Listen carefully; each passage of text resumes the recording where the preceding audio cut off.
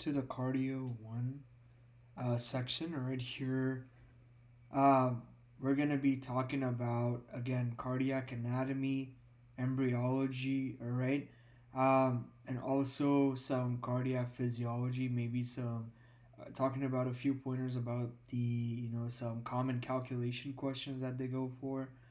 uh, concepts like preload, afterload, all right, and stuff like that. So we're gonna be prepared to deal with the pathology and the pathophys concepts coming up for our cardio section part two. Okay.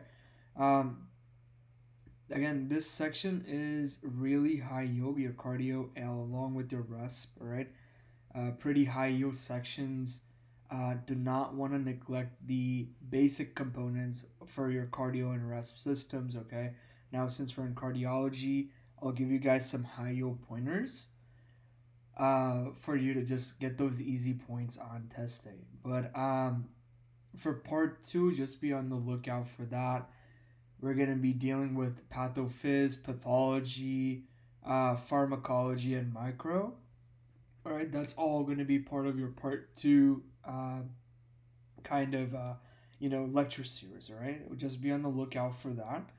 Um, so some pointers on how to approach cardiology for the basic concepts. Okay, um, know your circulations. Okay, for your heart.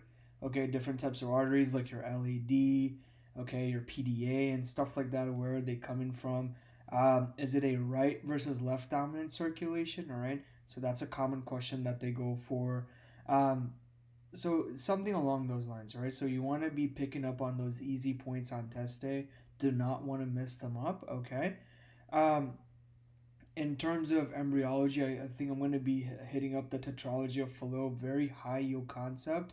Um, Whether it be for a cardio section or again, we're going to be bringing this guy up in our a little bit of in our immuno section, all right? So just try to look at that kind of lecture series as well as to how I kind of connect it, okay? Stay tuned to that.